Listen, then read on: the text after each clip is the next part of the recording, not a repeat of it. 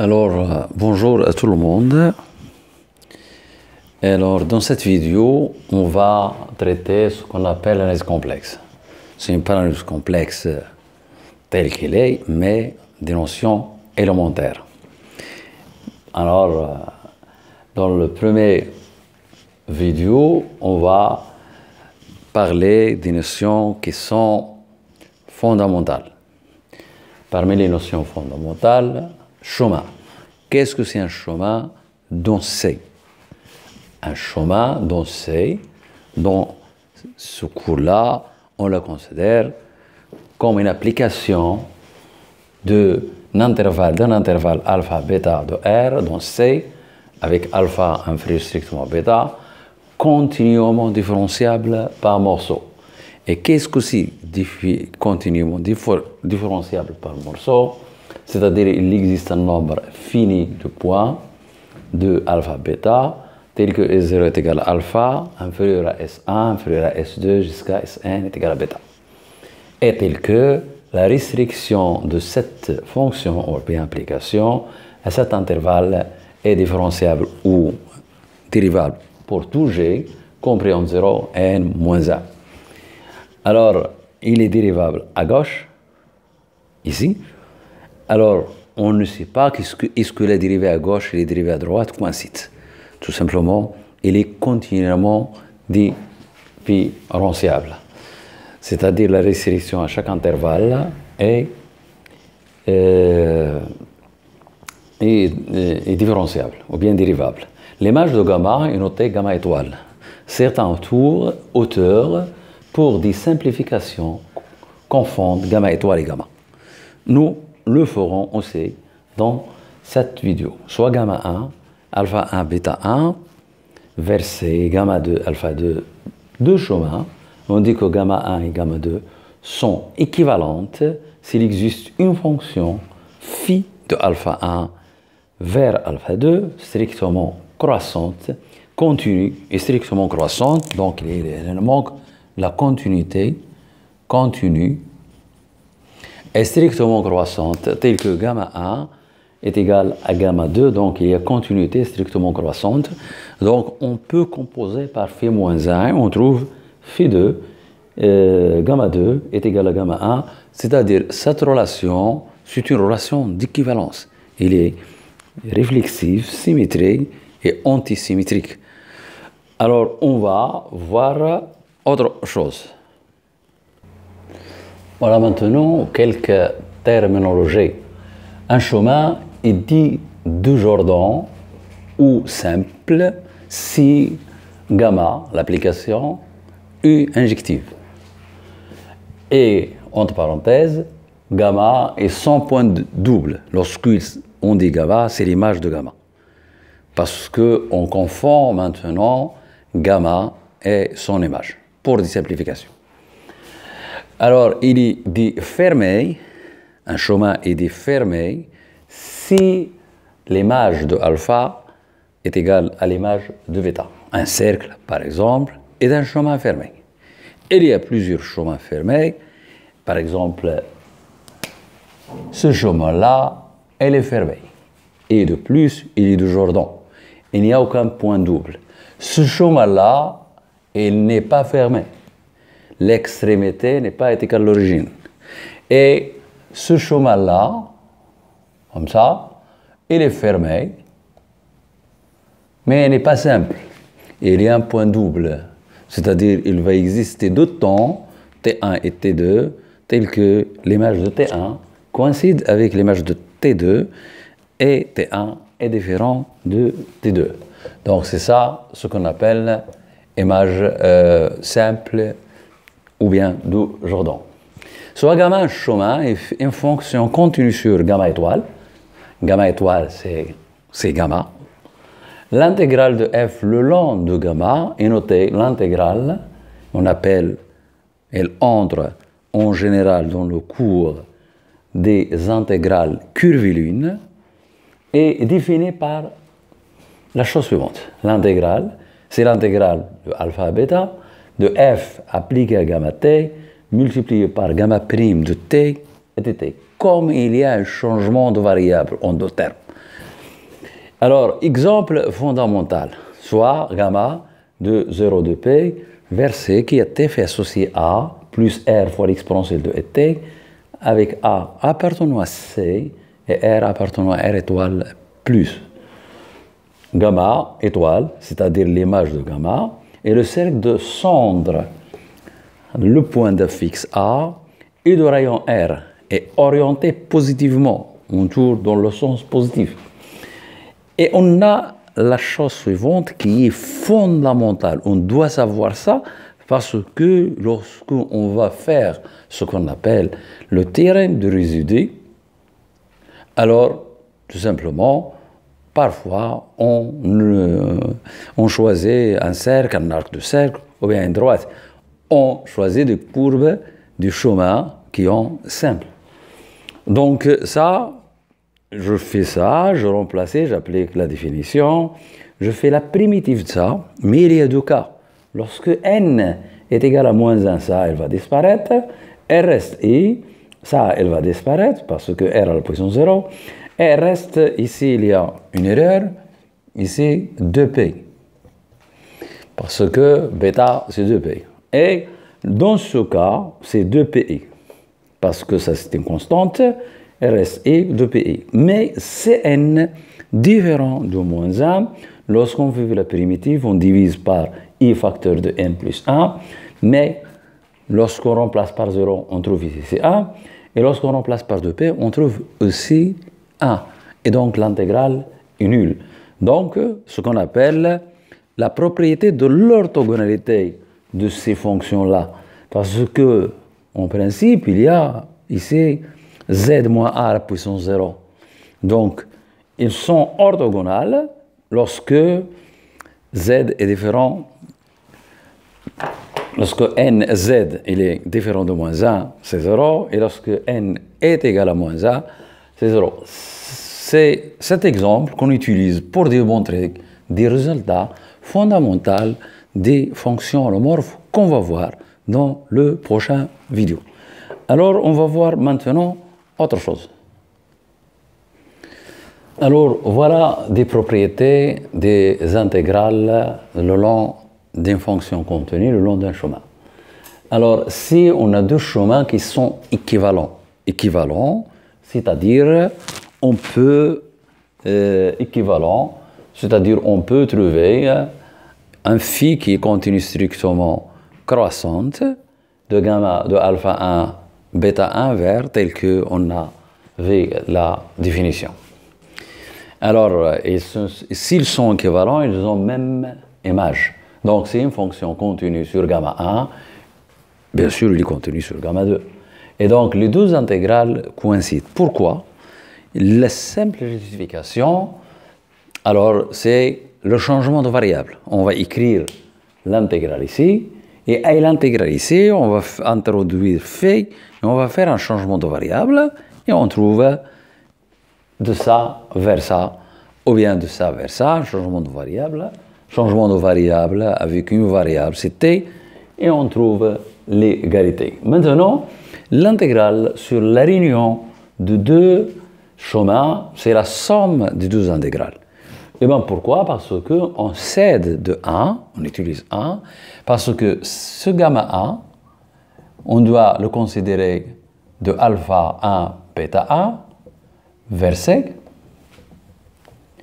et on peut considérer gamma 2 de bêta 1 vers bêta 2 vers C, grâce à des changements de paramétrisation, c'est-à-dire on va introduire, s'il y a un autre intervalle qui est alpha 2, bêta 2, on le transforme en bêta 1 et bêta 2. Et lorsqu'on fait l'intégrale ici, la définition, on trouve la relation de Charles, de alpha 1, bêta 1 et de bêta 1 à bêta 2. Et la réunion de gamma union gamma 2, il est défini comme alpha 1 sur la réunion de alpha 1, bêta 2. On fait des propriétés qui sont faciles à vérifier. Maintenant, si on a un chemin, gamma vers C, et on définit un autre chemin qui est noté moins ici. Mais qu'est-ce que c'est ce chemin? C'est alpha plus bêta moins t. C'est phi ici. Si je compose avec une fonction qui continue, c'est phi. Mais cette phi maintenant n'est pas strictement croissante. Il est strictement décroissante.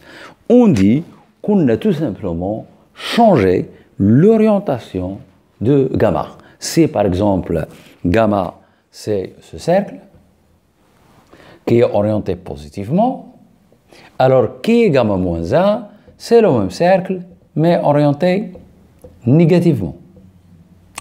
Il est orienté négativement. Si je tourne vers le sens positif ici, alors gamma moins 1, c'est le même support, mais je tourne dans le sens négatif. Et c'est ça les propriétés fondamentales de l'intégrale sur du courbe. On va voir autre chose. Maintenant, on va voir une propriété qui est l'estimation d'une fonction contenue le long d'un chemin. On peut estimer, on peut majorer cette intégrale. Alors, pour toute fonction contenue sur un chemin gamma, on a cette inégalité qui est égale, par définition, l'intégrale de alpha. Ce qui est en rouge, ce sont les modules. Le module de f, le module de d gamma. D gamma est par définition, c'est ça. C'est une notation, par définition ça. Et par définition, cette intégrale est égale le module de f composé avec gamma t, le module de gamma prime de t dt. Ça, c'est une notation.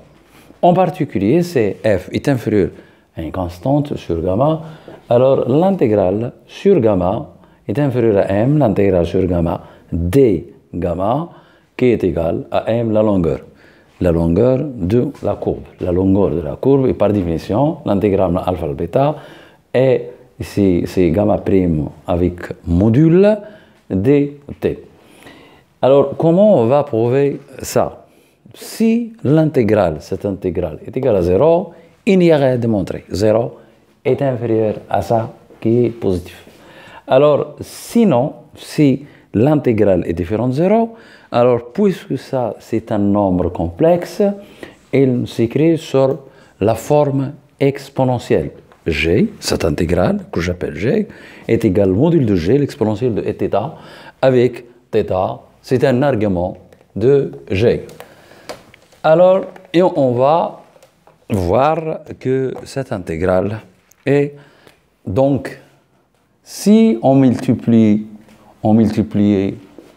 E moins θ fois G, on va trouver qui est égal à le module de G. Et le module, ça, il est égal, ça. Alors, je commence par le module de G. Alors, le module de G, il est égal à l'exponentielle de moins θ G. Ce que je multiplie par E moins θ, alors θ se disparaît, et je remplace, c'est l'intégrale sur gamma. Ça, c'est une constante, elle peut entrer dans l'intégrale, et donc c'est f dz. Mais ça, c'est un nombre réel. Ça, c'est un nombre réel, parce qu'il coïncide avec un nombre réel. Et donc, ça, je peux écrire, c'est égal l'intégrale sur gamma réelle de E moins θ f de z. Parce que réel d'un intégral, c'est l'intégrale de réel, de la partie réelle. Or, la partie réelle d'un nombre complexe est toujours inférieure à sa module. Donc, inférieur ou égal à l'intégrale sur gamma de module de ça, le module de E moins θ f dz. Mais ça, le module de ça c'est dz avec un module. Le module de ça c'est le module. C'est 1 qui est égal à l'intégrale sur gamma f dz. Et donc, G, il est inférieur à ça, et on obtient alors que G est égal que le module de G inférieur à ça. dz, ici, c'est d gamma de t. Je peux le remplacer comme ça, d gamma de t. C'est dz. Donc, f dz. Et donc, le module de cette intégrale est inférieur à ça. Et voilà, la propriété est démontrée. On va voir certaines terminologies. Alors, voyons, on va donner quelques terminologies, quelques termes qu'on va utiliser dans les propriétés de fonctions holomorphes, dans la suite. Alors, on appelle domaine de C ou de C bar tout ouvert connexe de C. Il doit être ouvert et connexe de C. Les connexes, un connexe de C ou bien d'un espace topologique, s'il ne peut être recouvert par deux ouvers disjoints. C'est le cours de la topologie. Si quelqu'un veut ça, il faut consulter des ouvrages de cours de topologie de base. Alors, soit M, une partie de C. Les composantes connexes de M sont les plus grandes parties connexes de M. Les plus grandes parties connexes de M, c'est-à-dire si C est une composante connexe, on ne peut pas intercaler entre M et C un connexe. Il n'existe aucun connexe qui est strictement, il contient strictement C et inclus dans M. Et on démontre dans les cours de topologie que M est la réunion de six composantes connexes. On dit qu'un domaine est de C bar, je restreins C bar pour ne pas éliminer C. C est simplement connexe. Alors la frontière de C dans C, si l'on veut l'ensemble vide, il y a un problème. Est-ce qu'on peut considérer l'ensemble vide comme connexe? Dans C bar est simplement connexe, ce sont bords et connexes. On dit qu'une partie de C est compacte s'il est incluse dans un disque de rayon R. C, il est compact. Donc, un compact, normalement, c'est un ensemble qui est fermé et borné. Donc, mais on considère sa définition pour les compacts de C. C'est qu'intégeuse, mais on considère sa définition. Alors, maintenant, on va attaquer ce qu'on appelle différenciabilité d'une fonction d'une variable complexe à valeur dans C. Soit L, une fonction de C vers C, L est dite linéaire, respectivement C linéaire, C, L de Z1 plus Z2 est égal à L de Z1 plus L de Z2, quel que soit Z1, Z2 appartenant à C carré, et L de lambda Z1 est égal à lambda L de Z1, quel que soit lambda appartenant à R, et quel que soit Z1 appartenant à C, et respectivement, quel que soit lambda appartenant à C. C'est ça la différence. Ça, il est vérifié dans R lorsque lambda est R, et il est C linéaire lorsque lambda est appartenant à C aussi. Et implicitement, une fonction qui est C linéaire est trivialement R linéaire. On prend B égale à 0. Une proposition qui caractérise les fonctions, ou bien les applications R linéaires et les applications C linéaires. Une application de L, C vers C et R linéaire, si seulement si, quel que soit Z appartenant à C, L de Z, elle s'écrit sous cette forme. AZ plus BZ bar, où A et B sont deux constantes complexes. Toute application L de C vers C est C linéaire, si seulement si, il s'écrit sous cette forme, où A est une constante complexe. On va voir la démonstration de cette proposition qui repose sur des notions fondamentales de classe de terminale. Alors, soit Z pour la première question, soit Z est égal à x plus y appartenant à C, avec x partie réelle et y la partie imaginaire.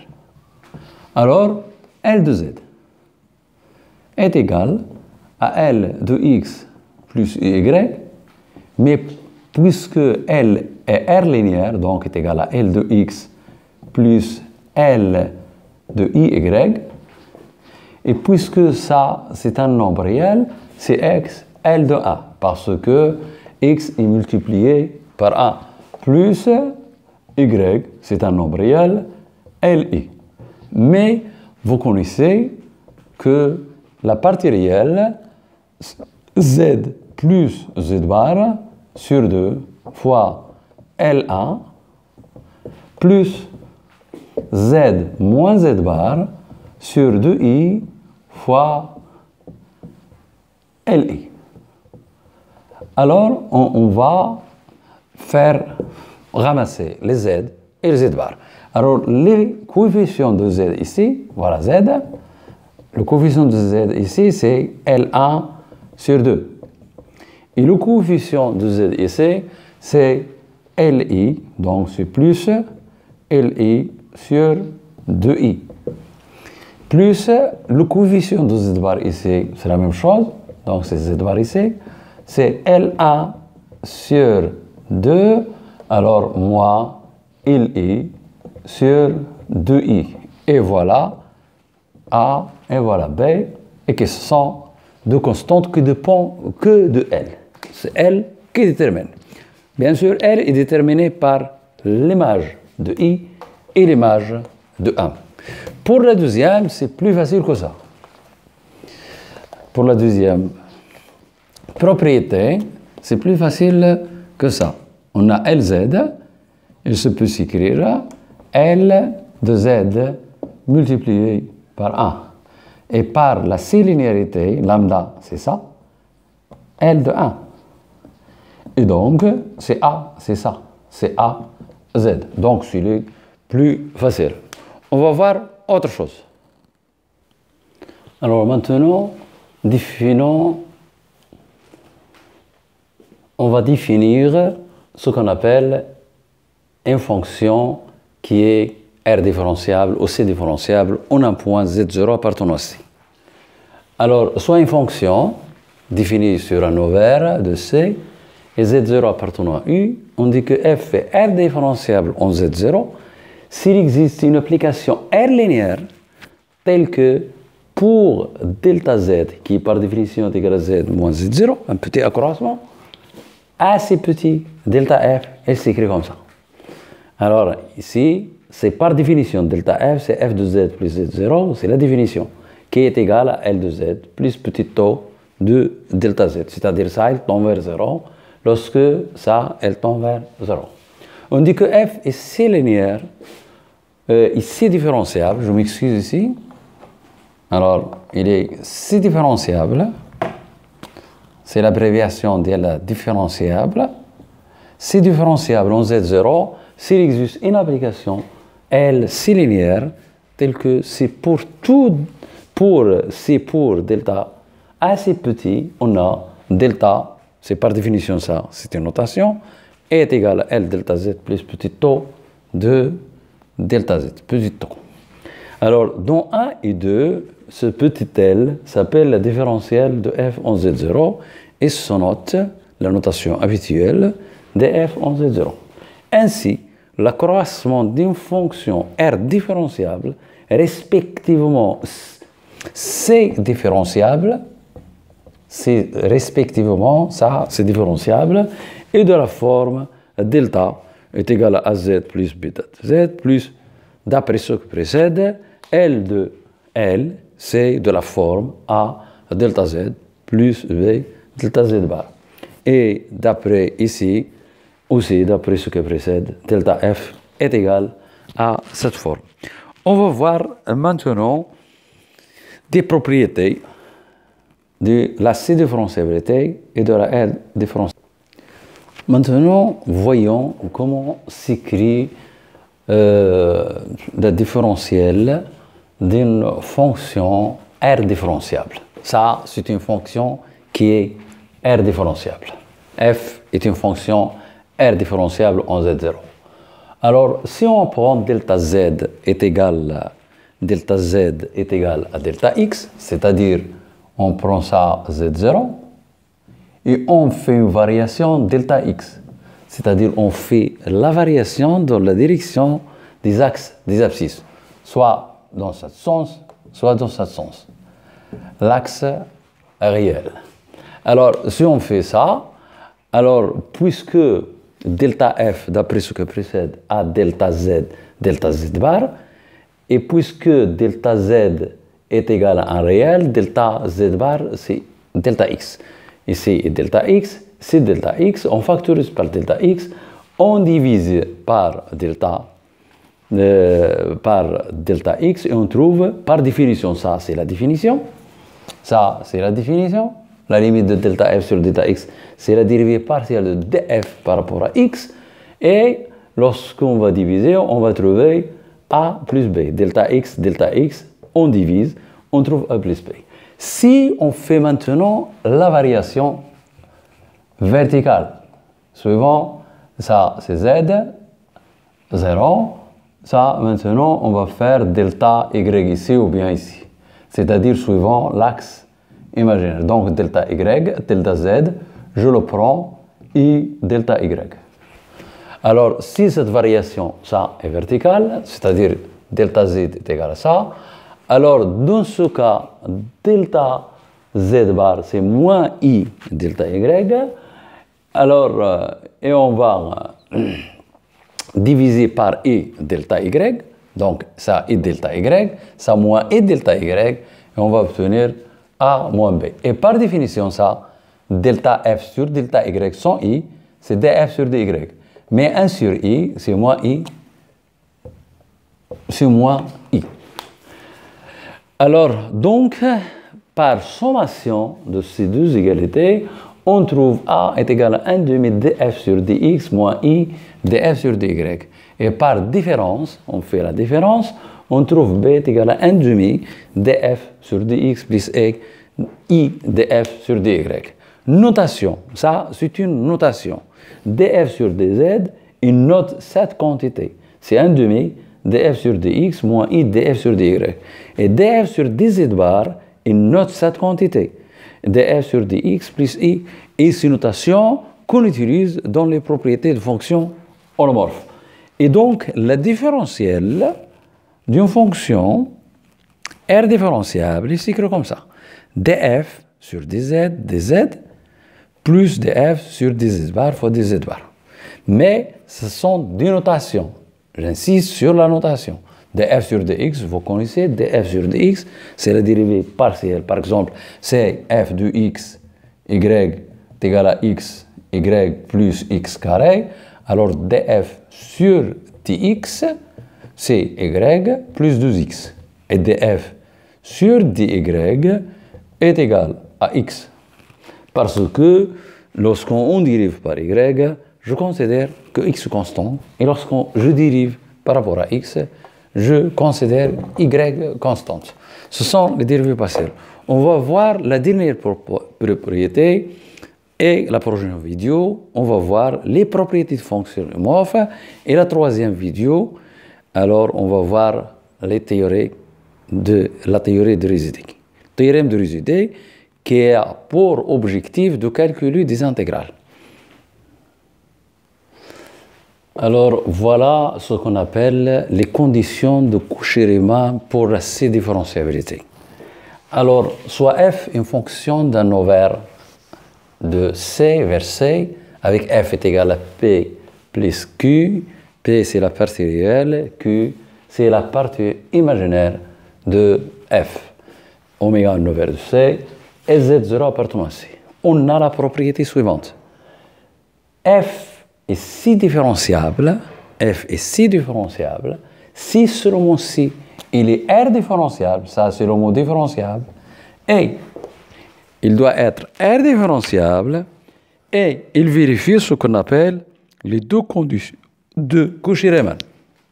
df sur dx et dq sur dy et dp sur dy également dq sur dx, ou ce qui est équivalent à df sur dz bar est égal à 0. On a dit que la différentielle de f d'une fonction r différenciable, il s'écrit df sur dz plus df sur dz bar, dz bar. Donc, si ça est R différenciable, on doit avoir df sur dz bar est égal à 0. Et lorsque vous exprimez df sur dz bar est égal à 0, vous trouvez ces deux conditions. On va donner certains exemples de fonctions qui sont C différenciables. La fonction qui est z fait associer z à la puissance n avec n appartenant z est partout C différenciable. Et plus général, tout polynôme est partout C différenciable. Et plus général, toute fraction rationnelle est C différenciable sur son domaine de définition. Alors, la fonction qui est z fait associer le module de z au carré est partout R différenciable parce que c'est la fonction qui a z qui est égal à x plus y est égal à x carré plus y carré. Les dérivées partielles existent, ils sont continues partout sur R. df sur dx, c'est 2x. df sur dy, c'est 2y. Donc, il n'y a pas de problème pour la R différenciabilité. Alors, mais lorsqu'on exprime les deux conditions de Cauchy-Riemann, alors on trouve qu'il est si différenciable sauf au point z0 est égal à 0. Il est nulle part différenciable que point z0 est égal à 0. Alors, montrer, par exemple, que cette fonction, je m'excuse ici, oui, c'est z ici, z qui est égal à x plus y a pour image x plus 2y n'est nulle part différenciable. Montrer qu'il n'est pas différenciable. Ici différenciable, mais vous vérifiez simplement, de manière simple, que ces deux conditions ne sont pas vérifiées. Alors, parce qu'il y a ici un i, on doit avoir la R différenciabilité plus les deux conditions de Cauchy-Riemann. Alors, quatrième question, soit fz est égal à v carré plus u fois v. v carré, v, c'est une fonction de c vers r. C'est-à-dire la partie réelle de f, c'est v carré, et son partie imaginaire, c'est v. On suppose que f est c différenciable sur un ovaire connexe. Sur un ovaire connexe. Alors, montrez que f est constante sur cet ovaire connexe. Dans la prochaine vidéo, on va voir les propriétés des fonctions holomorphes et le théorème de Ricci. Et le troisième vidéo, on va faire des exercices de calcul d'intégrale avec les méthodes de Ricci. Alors, au revoir et à bientôt.